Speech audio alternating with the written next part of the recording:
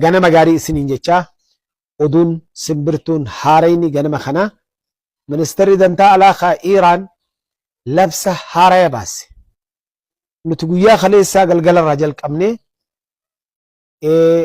qarqarri bishaan Hormuz cufamee jira guutumaan guututti jee jira. Maaliif sababni isaa? Saroota Ameerikaan hooggantu hajiddu gala bahaa keessa jiru mootummaa Yahudaatiin warra hoogganamu warri kun Libaanos irraa lolli akka dhaabbatu jechuurra walii galan. Waliigalteen warra goblaa Iiraan deeggaran guutuu walitti qabata. Akkuma Iiraan irraa dhaabbatetti Libaanos irraa dhaabbatu Yemen illee irraa dhaabuu qaban jechuudhaan walii galan. Waliigaltee tana diiguudhaan kaleessa saroonni gartee Tiraamp hoogganu Libaanos dhawanii jiran. Dhawaa Libaanos tanarratti morman jechuun guututti Iiraanonni bahanii cufamuu qaba karaanii waliigalteen tuni filannaa kubbaan Ameerikaa dura taa'uu qabdi jedhama. Assalaamu alaykum wa rahmatullahi wa barakaatuh. Hordoftoota kiyyaa ganama gaarii isiniin jechaa oduun simbirtuun haarayni ganama kana ministeerri dantaa alaa Iiraan labsa haaraya baase. Nuti guyyaa kaleessaa galgalarraa jalqabne qarqarri bishaan Hormuz cufamee jira guutumaan guututti jee jira. Maaliif sababni isaa?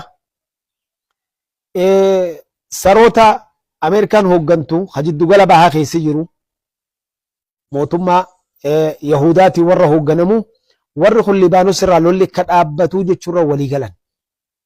Waliigalteen warra goblaa Iiraan deeggaran guutuu walitti qabata.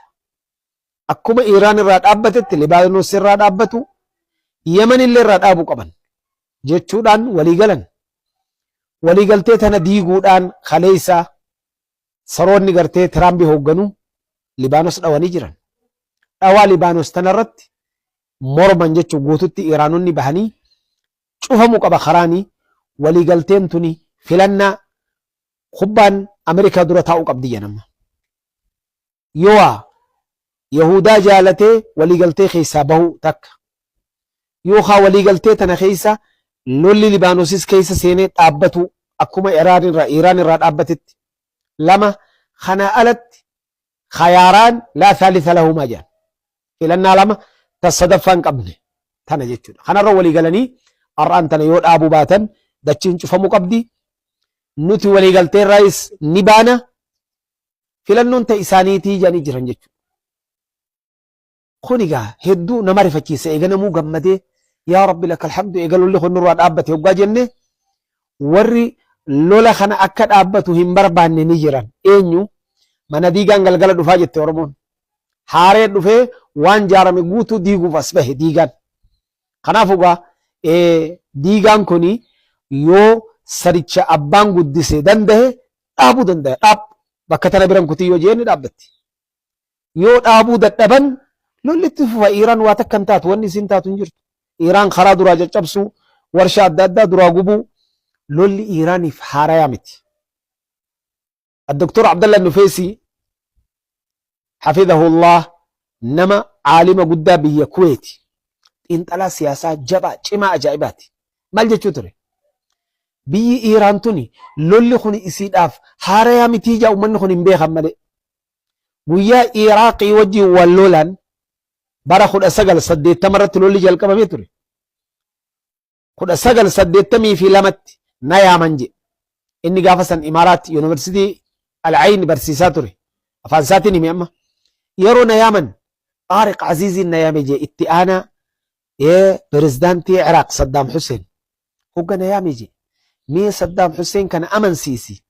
Lolli kun haanurraa dhaabbatu ji'inii. Namtichi hedduu yaada namaan fudhatu Saddaam Hussein yeroo san keessa Rabbi rahmataa godhuuf innis deemee jira amma. Boodarra gaa tawbatee deeme akkuma beektan. Maal jechuu turan?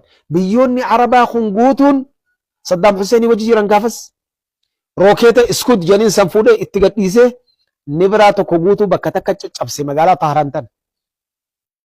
Taharaan kan lolli akkasitti deemu jiru mircaan pirezidaantii gaggeeffamu jira gaafas.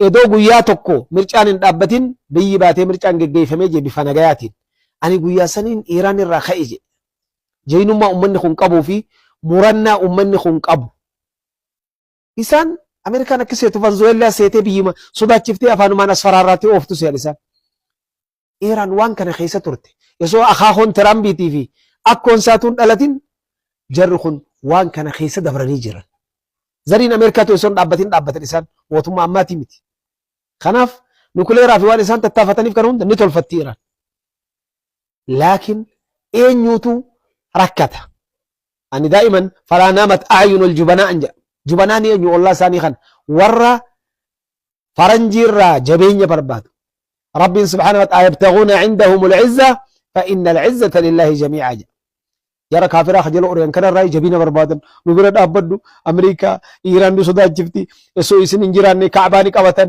waan Ameerikaa dhorkuu danda'a biyyoota garigarii ka isin guyyaa lama qabattuutu lafaa ka'ee kaleessa malaasoo tokko arra nasriin ta imaaraat intasarat imaaraat alaa Iiraan ja جزيرة أبو موسى طنب الصغرى طنب الكبرى إيه سجرت ويا تكو خشة تكون جيسو سعادرة قبتني قوتو ساني تديبو دندان إيران ورخنا تلفاقه لدي تتججو هم نما براتين ربي سبحانه وتعالى نموت قري وان إسان دلقة ناتشس فاشرت من دل دمسن مالك إماراتين دمن كأن إسين هيتين دمن لكن ربي سبحانه وتعالى حركوا الفودي والرفاشر إسانو فاشرت إسان دبله قرافو ربي سبحانه وتعالى جبادا هم نت ربي جبدو دا أدبتا الرهدون كيسان ولي قلتين أبتو خناجتش قرا ياسابو لنما إذا في القدة قرا ساني نجان قبو نموت هدو